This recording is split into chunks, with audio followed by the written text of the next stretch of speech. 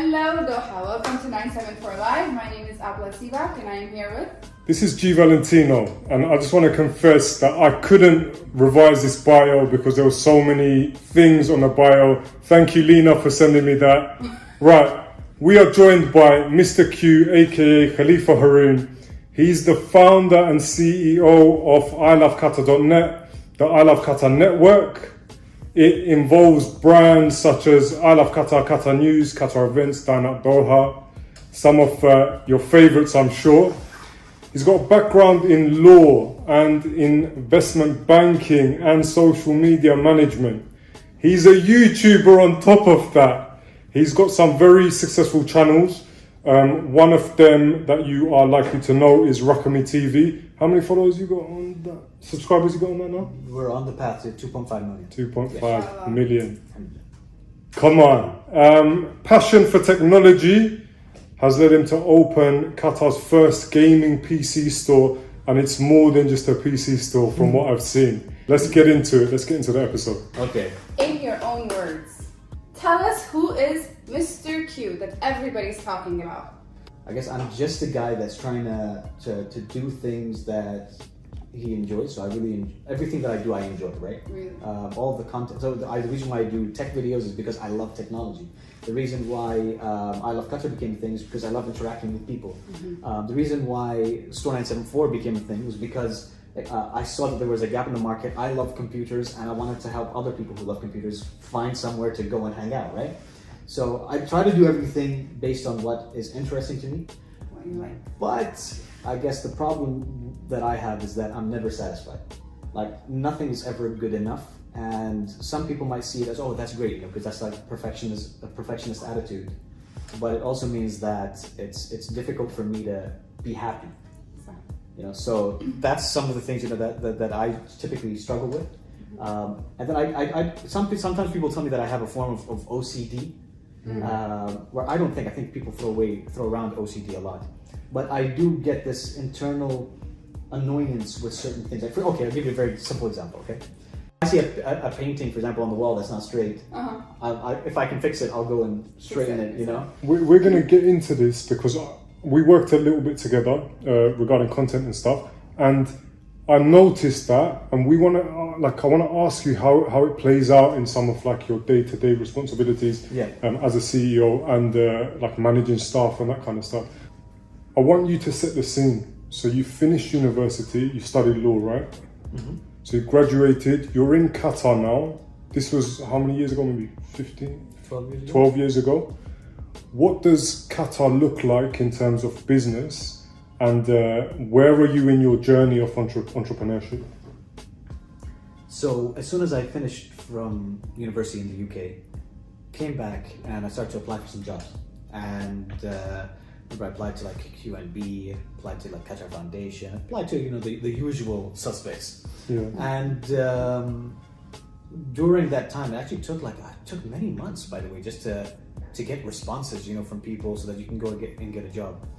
And at the time, I knew that I was basically like a foreigner in my own country because I've been away for so long and I needed to learn about what Qatar was all about.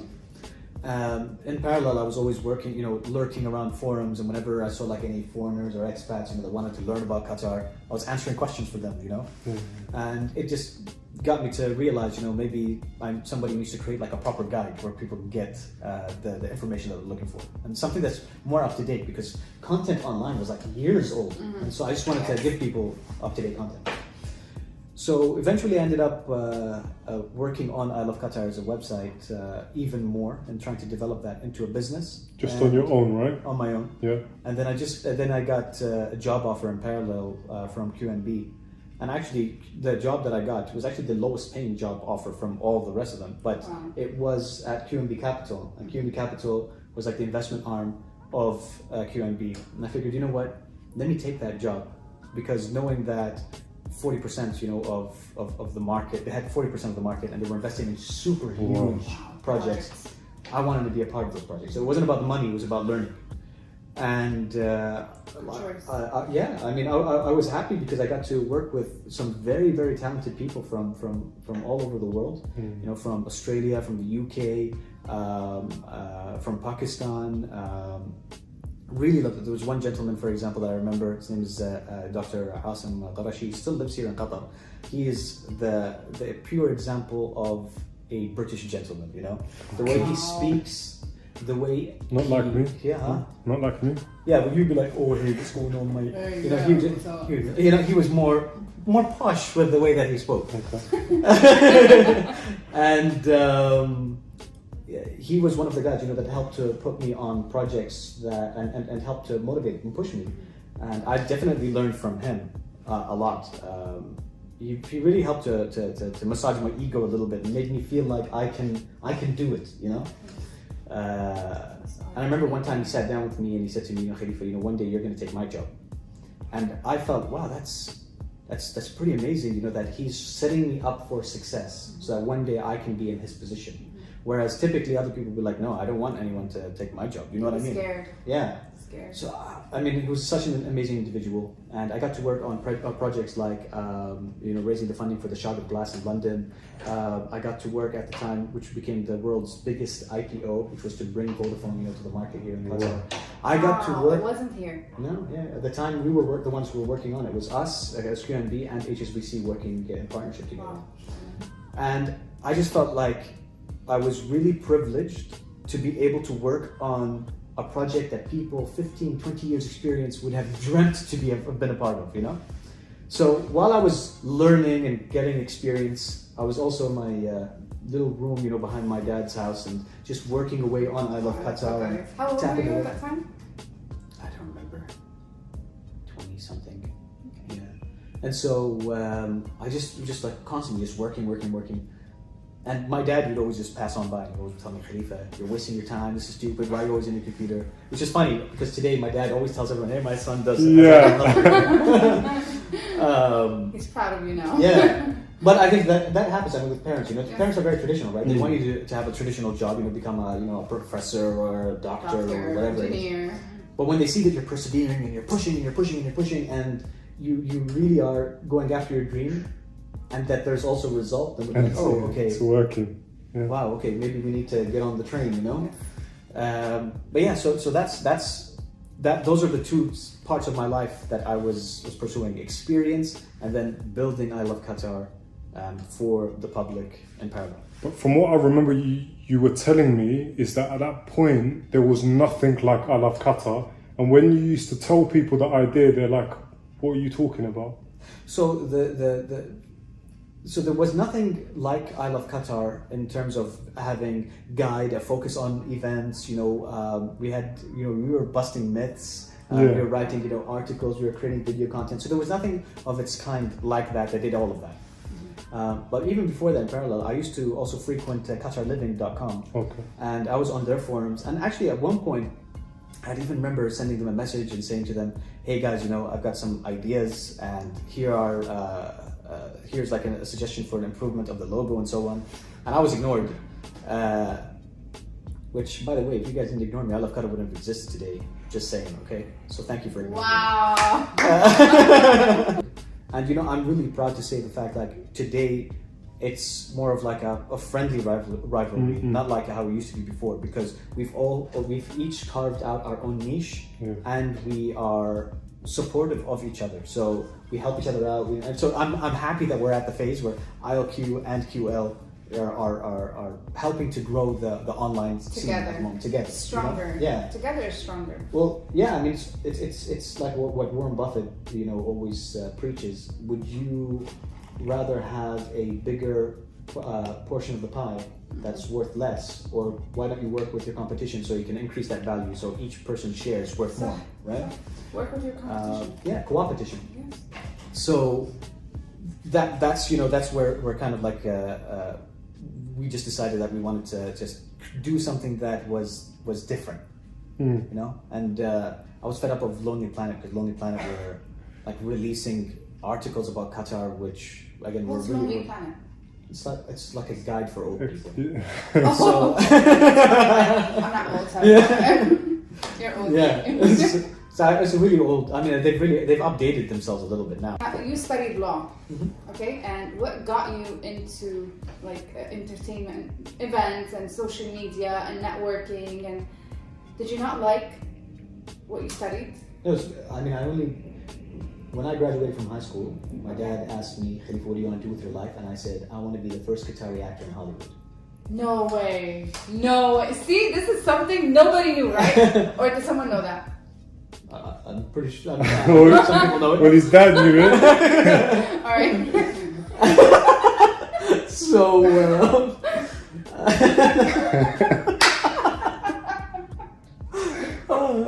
so Dad. So, Hi, Daddy. that's when my dad was like, yeah, Khalifa, come on, you gotta pick something serious, you know? And I really didn't know what I wanted to do with my life. Okay. And I went to my guidance counselor at the time, and his name was Mr. Black. And I said to him, what can I do? And they gave everybody this aptitude test. And the result of the aptitude test was that I could choose any career path that I wanted to. Okay. It's like, okay, this doesn't help. and so then I was like, okay, since I don't know what to do with my life and I'm not going to become an actor, I might as well chase the money. So I said, okay, what makes me the most money? And then it was like, I don't know, you can be like a surgeon, like a doctor. Now I have a thing with blood. So blood makes me weak in the knees. Yes, same here. And so the guidance counselor had then said to me, why don't you become, like, you can try law. Mm-hmm. And I was like, okay. And so I ended up interning before making that decision at a law firm for a while. And they had wanted me to like file papers or documents, you know, some stupid task. And then at one point, one of the guys said to me, hey, do you mind reviewing this agreement? I'm like, okay, cool, I'll read it. So I went through it, and then I noticed that there was a mistake in the contract where the number amount and the word amount weren't the same. Okay. And they could have argued for the lower amount, so I ended up saving them something like 50,000 riyals by identifying that mistake. Yes. So I was like, oh, okay, maybe I have a knack for this, you know, spotting mistakes. And Putting black marks in and so yeah, I decided, okay, I'm going to go study law because that's what's going to make me money. And then as I ended up, you know, getting into the field of law, I was interested in environmental law. I was interested in contract law.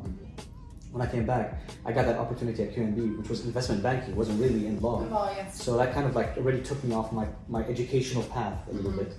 And then the reason why I'm doing entertainment is because I guess it's always been something that I wanted to do. Yes. And so I at the Love end of the Qatar day, got you famous. there you go, you know? Yes. Yeah. Got him famous. I want to be famous. I want to be a famous actress, but I can't. Why can't you? I mean, I wanted to be a famous actress in Egypt, and I can't. My family's totally against it. Oh, they're against it? Well, now, I mean, I don't really care anymore. I'm 30-something. 30-something. 33. 30 early. Your success and popularity on social media and your success in some of the projects that you've brought to the country, what do you think is the reason behind that success? Like, what is it about you, Khalifa? I don't think it's for me to say what is it about me, but what I focus on whenever I'm creating a business is I always am customer centric, so I'm always focused on, you know, the people first. Number two, I always focus on the team for any company that I'm creating and building up. Yes, so so when we start making money, I prefer to give them bonuses and give them raises before I put a single riyal in my pocket to show my appreciation for the hard work. And then the third thing I think is, again, as I said, because I'm never satisfied, I'm always like pushing for that next thing. You know, how do we go ahead and develop? And there are a lot of maybe moments where staff or some members of the team, they get frustrated with me because I'm always like pushing. But years later, they'll come back to me and they'll be like, hey, Khalifa, remember when you pushed me? Thanks to you, now I got to get to where I am today. Yes. And sometimes you just need someone to be the pusher. And my job as the CEO or the founder of a company is to identify flaws and to try to fix them, Yes. to make it as best as possible. Yes. You know? Absolutely. When will you be satisfied? I don't know. I think when I'm married and I have kids and the businesses are operating without the need for my input, then I'll be satisfied. That's when you're going to be satisfied. Yeah. That's when I'll be satisfied too. This leads me to my next question perfectly. Perfect, mate. Perfect. Khalifa, you see, like, from your own account, you have a tendency to be involved at like a micro level. Nothing's ever good enough, right? You have a dream that one day the business is going to look after themselves. So you employ these staff. How do you allow them to become the people that they're supposed to be, independent, creative, while you have so much input in terms of what they do? So just to be clear, like what I do is I monitor first. Okay. And the team I'm always open for the team to make mistakes and learn through their mistakes. When I get frustrated is when an employee or someone is making the same mistake over and over again. At that point, there's no, okay, I need to jump in here. Yeah. And it always, yeah. If you look at my WhatsApp conversations, by the way, they usually start off with, "Hey, by the way, I noticed that you did that," or you might want to try again. "Hey guys, I really need you to make sure, dudes, what the hell is going on here? Guys, let me just do it myself." Because it escalates. But I never go from 0 to 100. It's like steps, you know. What is going on? Hello. Yeah. And but that also did teach me a lesson really early on. Is that sometimes like it was always very difficult for me like to fire someone. Oh my God. And what happens? Why Khalifa? Because I think about what they're going bad. through. Bad. I mean, maybe they've got responsibilities. Yes. Maybe they've got things that they need to take care of. Maybe there's something in the background that's happening that I'm not aware of. So I think about all of that. Cool. But what I've learned is that that's wrong. If somebody is not doing the best job possible, you can give them an opportunity, maybe doing a different role, because they might just be in the wrong role. But by keeping someone on board for too long, constantly making the same mistakes, you're hurting yourself and you're hurting them too, because they're never going to be able to reach their own maximum potential. So if you say goodbye and support them to move on to something else,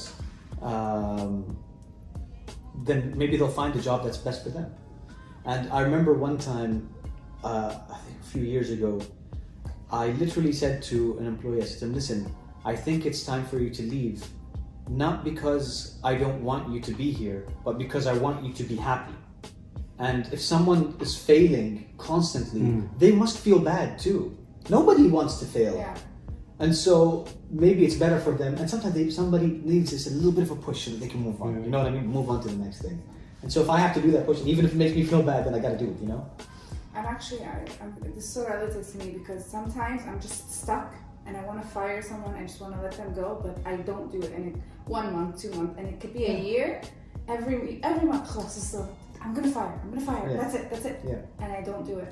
And then you've But lost then I money, always you've gained get stress. like the same mistakes happen. I'm like, why did you do it? And I get so angry, and then okay, I'm sorry, I didn't mean it, but it's just the same mistake is over and over. And I'll change it. So how can I fix that as a manager, as a leader? No, I would just say okay. First of all, before you fire anyone, you need to make sure that you are very clear with the job responsibility and the target that you are giving them. When you give someone a target, you give them a goal, and they aren't achieving it, at least you have something that you can measure. You can say, "Listen, I asked you to write 5 articles a month. You wrote 1. So you have something tangible, that you can go back and you can say, "Listen, you haven't achieved it." And you're also helping them. How do you know you're fair with the targets that you put for this person or your employee? You agree with them, right? You agree.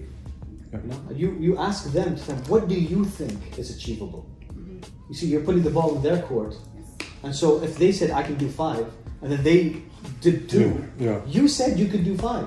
Because a lot of business owners have the same issue.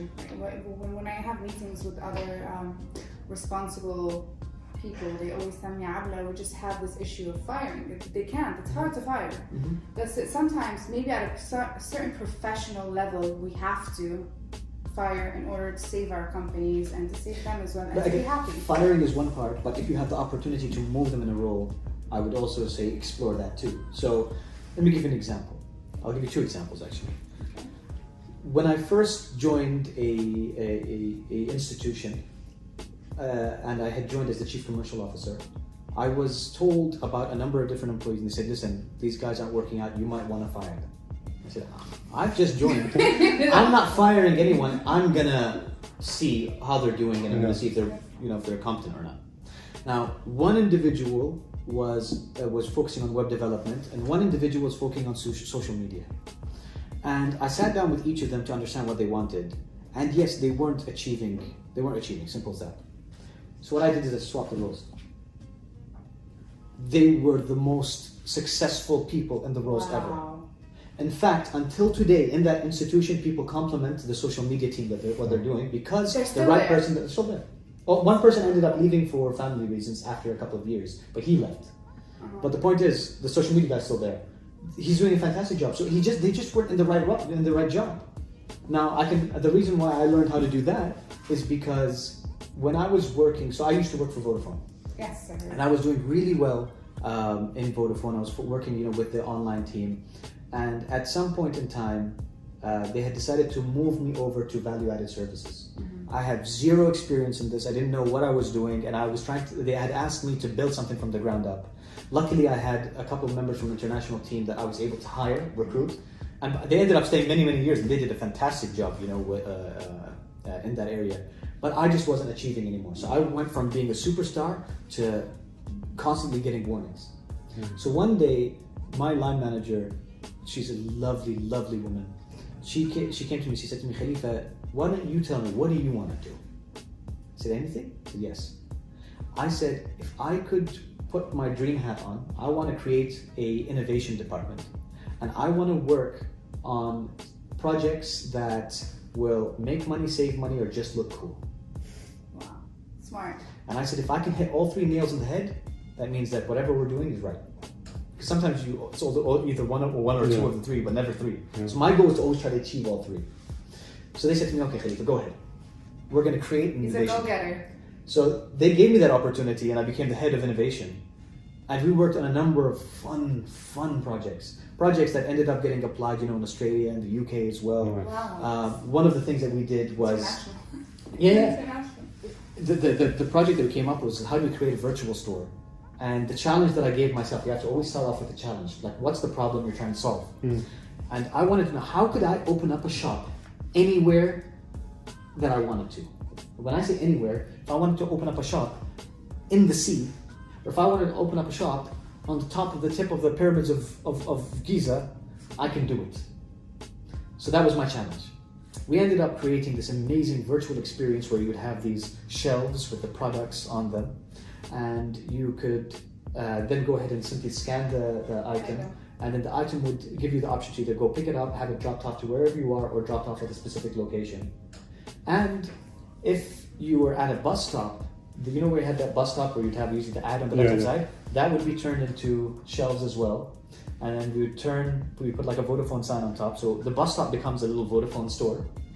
And so when you're waiting for the bus, if you needed credit, you would simply scan the picture of the credit with the QR code, and then you'd be able to deduct the cash and then Oh my god. So everywhere becomes a shop. When was this?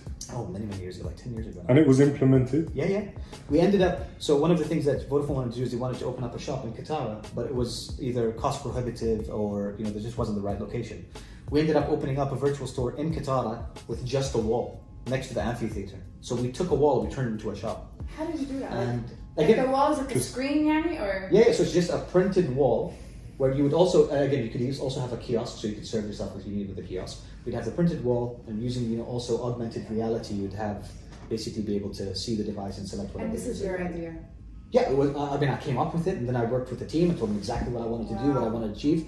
Well, my point is, after all of this, is that they gave me the opportunity to do what I loved. Yeah, what you love. And I excelled in it. So sometimes it's not about someone being a failure, it's about someone just not being in the right position. So even I myself was in the wrong position at some point in my life. Wow. That's amazing. Yeah. Just And if that doesn't work, then you gotta fire them. So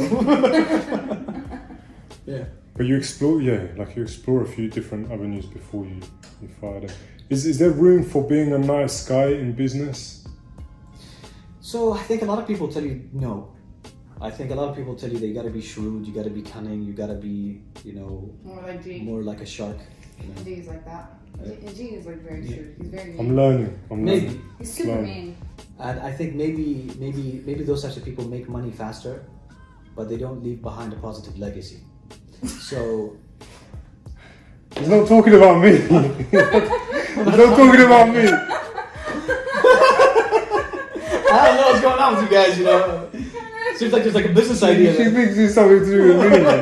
Sorry, Khalifa, yeah. So short-term gains, they'll make money quick, but maybe their legacy will be impacted. Yeah. So, I mean, I think at the end of the day, you just need to, I would always say, be a good person, and it might take a little bit more time, and you might have a couple more bumps and bruises, from people hating on you or stealing your ideas or not being appreciative of what you're doing. But at least you feel good inside, Like, yeah, you gotta learn from those mistakes. so I mean, again, if I wanted to be shrewd, if I wanted to put my emotions aside and not be as caring, yeah, I think I would have made much more faster, but it just wouldn't be satisfying. And you wouldn't have such a good reputation. The nice person you This are. is what I'm going to say, because you are a personality as well, so the reputation is important for your social media. So is that taken into consideration? I became a personality not because after like that. Okay. Like I think that my popularity and fame were a result of who I was. I didn't become who I was because of the fame. I think so. I mean, I don't know. I mean, you know me off camera. I mean, do I seem like a different person off camera? I don't know. Do I seem like when the camera comes up, like, you get out of my face? I'm done, yo. So I mean, I try to be the same person no matter what, Yeah. And I also try to be as honest as possible. So just as people always see me as a happy, friendly guy, I also get stressed out. I also get angry. I also scream and shout. I also sometimes cry into my pillow. So it's we all have emotions. Right? So. Sorry, I feel bad. Yeah. I don't know. Yeah, we all go through this, Sometimes you just need a good cry, you know what I'm talking about? Yeah, I know. I have that a lot. Like after when you just cry, and you feel like, oh my god, and then it just gets out of your body, you're like, oh, like a weight has been lifted. So what, you were honest. This is being transparent. Dude, Khalifa doesn't cry, man. Business, there's ups and there's downs, you guys. I don't cry often. So like it's like a daily thing or whatever. There's something wrong. I cry. I've been crying a lot the past 3 weeks, like almost every single day, because it's been difficult. It's stressful after coronavirus. I mean, during coronavirus, making money and running a business and paying rent and salaries and Steve targets. Jobs used to cry a lot. Yeah, really? Yeah. Steve Jobs used to always cry. See? I think people have different ways of escaping. And But bottling it up is definitely another way. That's what I'm telling you. Because forget about the stress that you'd feel. Sometimes you end up taking it out on the people that you love. So. And I've done that many times as well, bottling it up and then taking it out. Then I feel like total crap. Like, oh, why did I do that? It's not their fault. So. Yeah. Just remove everyone you love. It's okay. Really, that's the solution. See, shoot, this guy is so mean. Like he Anyway, let's not get into that. That's a whole so different conversation no, for another day. He is mean. Like, if you remove everyone that you love, then there's no one left to love you, right? That's if you have the desire to be loved. Yeah. So you don't want to be loved? I don't want to get into this conversation. No. Let's get into this conversation. You don't want to be loved? Please. Khalifa's gonna take this to places I'm not ready to. No, I'm just saying. Yeah, it's okay. You want to be loved? I think there's a time to be loved. There's more. So you want to. So I'm not saying that you want to be loved 24/7, like you're walking around throwing love hearts like Cupid. Hearts like this happen. For me, You don't want to be loved? plug the brand, man. The thing is for me, when I'm loved or I feel love, I associate with comfort. When I'm comfortable, I'm not productive. I don't have the ability to produce or execute on things I want to, because I feel nice. So I try and kind of delay the reward, like rewarding myself with those kind of nice things, because I know who I become in that scenario. So it's tactical because of the way I feel like I'm programmed. I'm not saying this for everyone. Alright guys, so if you are great followers, make sure that you send as much hate as possible. Bring it! All the attention! Attention! Give me the love! I'll tell you what, send him the flames, send her the hearts, and there you go, both of them are motivated. All attention is good attention. All attention is good attention. You just gotta balance it. The thing is that actually this is going towards what stuff I wanted to find out about you, Khalifa.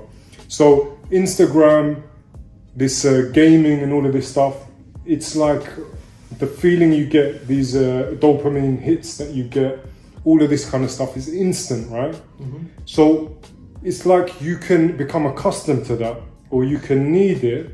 So when you've got to think strategy about your business long term, and not one business, you've got like 4 businesses, mashallah, very successful. You've got to do long term strategy where the results you see a lot later. How do you switch between the two? Because I find people get caught where they just need that instant hit. Then in their business decisions, they start doing things which are like you said, only for the short term gain. So how do you keep that balance with all the different things that you're doing? I think, okay, so from a social media point of view, yeah, of course, everybody's looking for that, that instant hit. But I want to make it very clear that every single social media platform is controlled by the algorithm. You always hear that word, yeah? The algorithm. Once you accept that there is this robot that is out there deciding whether you get promoted or boosted or anything, and that's what gets you all those likes organically, then you realize, wait a minute, maybe it's not me, maybe it's the system, right? And I think if you're always chasing after, as many likes as possible, then again, eventually at some point down the line, people, your followers that are following you are going to realize that, wait a minute, you're not being you anymore. Have you ever heard someone say to you, wait a minute, you're not who you used to be? Yeah. Right? So if somebody says that to you, that's because they're from the outside. They see it. Have you never, maybe you haven't seen a friend for a very long time and say, oh wow, you lost weight. You didn't see it, right? You didn't notice. But they notice because they remember what you used to be. They saw that change. So when it comes to business as well, so that's from a social media point of view. Yeah. So again, just do things that make you happy and that you're satisfied with, and then inshallah you will start to gain the followers that you want. Would you rather have 1 million people following you and then trying to turn you into something that you're not? Or would you rather have 100,000 followers who like you? Yeah. They want you. What you do, yeah. So I would definitely go for 100,000, I remember a long time ago, a company had come to me and said to me, oh, this is because on Instagram, I never used to focus on Instagram. You remember actually at the time, I didn't usually focus on Instagram very much, but then I started to get more into it. And he said, oh, you only had 50,000 followers and this person has 500,000. I'm like, okay, good for that person. Why are you comparing me to someone else? I can tell you that there's 50,000 people that are following me are truly engaged and they listen to what I have to say and they are amazing people. So if you want those 50,000 amazing people, yeah, let's work together. But if you're chasing after numbers, then I'm not the person for you, When it comes to business though, you can always get instant gratification. It depends on all the different milestones that you put. That's when you plan the future, right? If your milestone or your goal of measuring success is based on how much money you're making instantly, then I would say stop doing that business again, because you're doing something chasing after money. You're not working on a passion project. Exactly. So for me, when I started Store 974, my goal was to just see how the market would react to a product that I was putting out there. They reacted positively. I'm like, oh, great. Then I wanted to see how many companies could I get on board so that we could represent them, become their official distributor. So we started off with just 2. Now we represent over 34 different companies. So as we grew, I was feeling, wow, okay, look, more people are putting trust in me. And these international organizations are like, hey, they want to be a part of my journey. Then we started off with a tiny little space where we used to work out of, maybe the size of this room. That's how big the shop was. But before it wasn't even a shop, was it? You were doing it online. Yeah, doing it online. Yeah, because I always say, don't waste your money and throw all your money into a business that you're not sure of. Test the market first and then invest. Test and invest. That is a good point. A lot of my friends out there trying to open up a business. Yeah. This is a very good point. Yeah, why waste your money, right? You don't know if it's going to work. Yes. Test it first. Test it. Okay. And then we ended up getting a space that was 140 square meters, and now we're at 450 square meters, and now we're going to expand to 1,000. So you see, I can share with you so many different things that have happened during the journey of the business that has made me happy and showed me that it's successful. Whether it's the reaction of the people, reaction of the staff. We went from 3 staff, now we're 25 staff. From, again, as I said, from 5 square meters to 1,000 square meters, from 2 companies to 34 companies. Just the fact that we just keep on growing in many different aspects shows me that we're doing something right. Sometimes you'll do something right, sometimes you'll do something wrong. And I think as long as people understand it's okay to make mistakes, it's fine. And now there are 60,000 other million copycats out there trying to do what we do. But guess what? I'm always thinking about the next thing. But you were the first. if you think about Apple, Apple is very rarely first. What they do is they understand the market and then they try to be the best. So it's Qatar as a country is rarely first too. Okay, let's talk about Qatar as a country. While there are countries that are trying to make the world record for the world's tallest, the world's fastest, the world's biggest, Qatar is more focused on doing the world's best. And I think that's where I think a lot of us need to focus on. Like, you don't need to be first. It's okay. Just try to do things as to the best ability possible, and then always try to think about how you're going to work on that next thing. So when somebody comes and copies an idea or a show or a color scheme or anything that we're working on, by the time they've copied us, we've already moved on. So, yeah. I believe in that. Hope that answers the question, you know? That answered the question. And yeah, there was a lot of good key lessons that I'm sure the audience would have appreciated as well. Can I ask my question now? Sorry, am I? Yeah, do your thing. I want to ask more about, okay, I don't know if you want to cut this off or not, but I really want to talk about some of the failures, that anything that was negative in your way, because I want them to understand that you can fail and still continue. Like, it's not always positive, it's not always good. I know we just talked about stress and crying, but just give us examples of any failures. Do you know any? Do you have any? So before you can, so everybody, whenever they think about like a business or an idea, let's use I Love Qatar as an example. They're like, oh, I Love Qatar is popular, it's successful, it's a success. We have to understand that there were lots of many failures along the way before it could become a success. So when it came down to deciding what my team was going to look like, and the structure and the responsibilities and who I was going to keep on board and who I had to let go, and how much I was going to micromanage and when I was going to like let go of the reins a little bit, all during that whole entire process there were a lot of tiny little failures. Like I definitely wish that I had invested on an in-house development team really early on instead of outsourcing. You know, I really wish that I focused more on developing the brand more rather than focusing more on the IT side of things sometimes, you know, so I wish I focused on that too. But what happened to make you think that you should have done that differently? Yeah, so I mean, again, so what happened with, I ended up losing 350, 400,000 riyals on development because the developers were either super late, and then at some point the developers just simply vanished.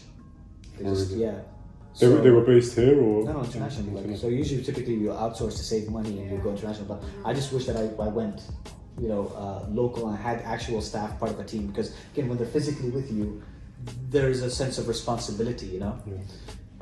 So I do definitely wish I had invested in that team sooner. Otherwise, I wouldn't have lost as much money.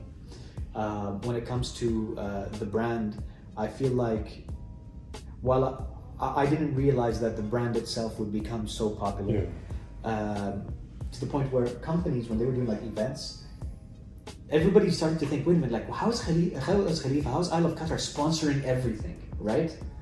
There were at one point, a lot of events that were throwing on the I Love Qatar logo just because our logo was so trustworthy that they knew that other people, if they saw I Love Qatar, this must be a good event.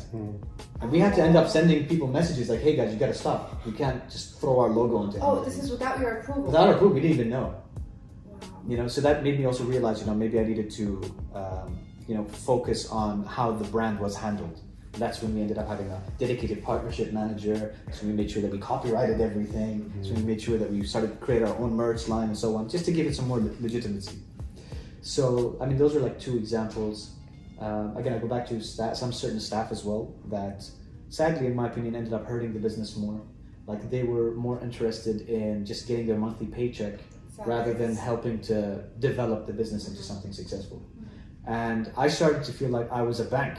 Like, you people just seem like the bank of Khalifa. You know what I mean? At the end of the month, you know, give me my money.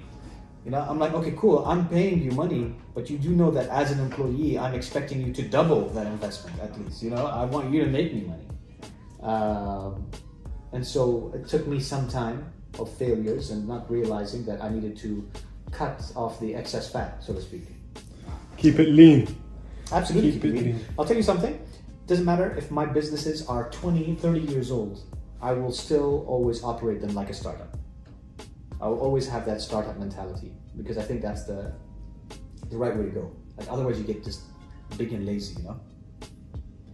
Because you need to have that fear that because there's always going to be the new kid. There's always going to be the new guy that's going to come along and he's going to take over. So you have a choice. You can either get comfortable, or you can always act like that new kid. So you can always be ahead of the curve. You know, you don't want to be old. That's true.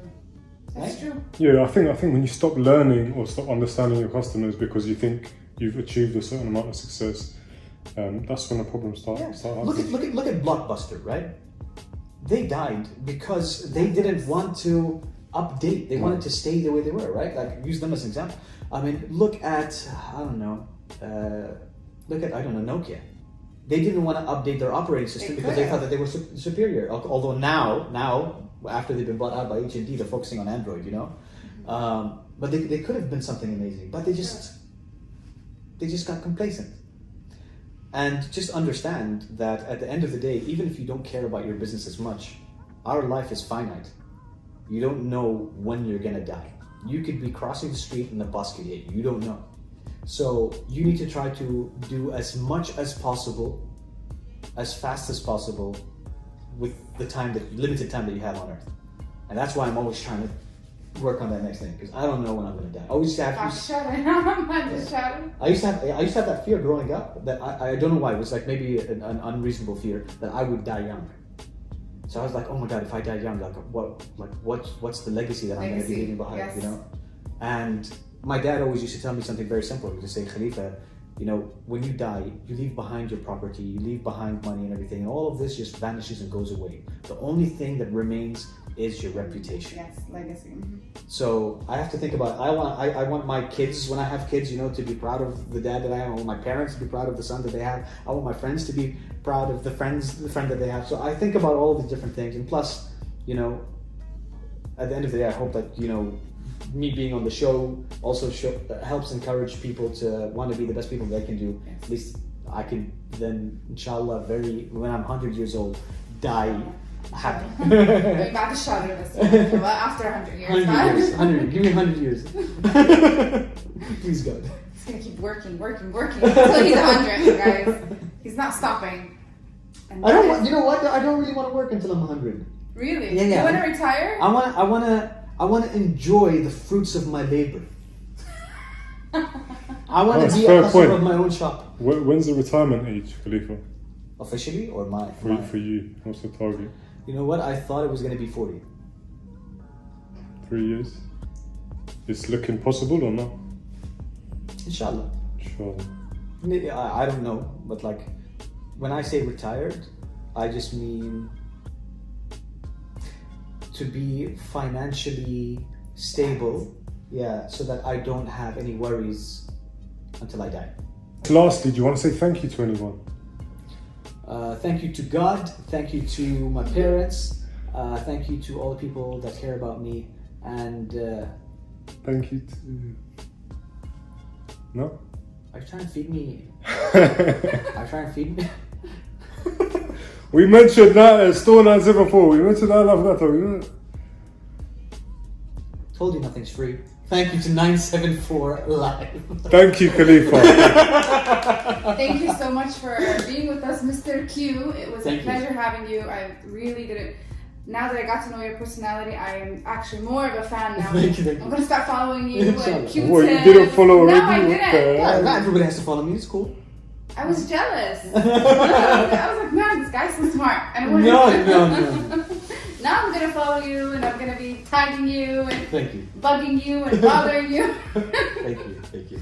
Why are you looking at me like that? I don't know. I see these people tag I Love Qatar, but I don't know if they're trying to tag you or they're just trying to tag Qatar. But I don't know if that's tactical from your part. That's smart. You know? Hey, nobody took the username. Just saying, you know. Yeah, super You snooze, you smart. lose. We need another episode with you. Inshallah. Inshallah. I think we got 5 episodes in this episode. There's so much more to learn from this To be guy. honest, I yeah. swear to God, there's so much to learn. I mean, I've learned a lot today. Anyways, thank you so much. It was Thank a you. pleasure having you, and really, really, really, it's an honor. Thank you. Thank you, Appreciate it. Khalifa. Thank Thanks, you guys. bro. Thank We you. would you, shake guys. hands, but you know, Corona. Coronavirus. Have fun.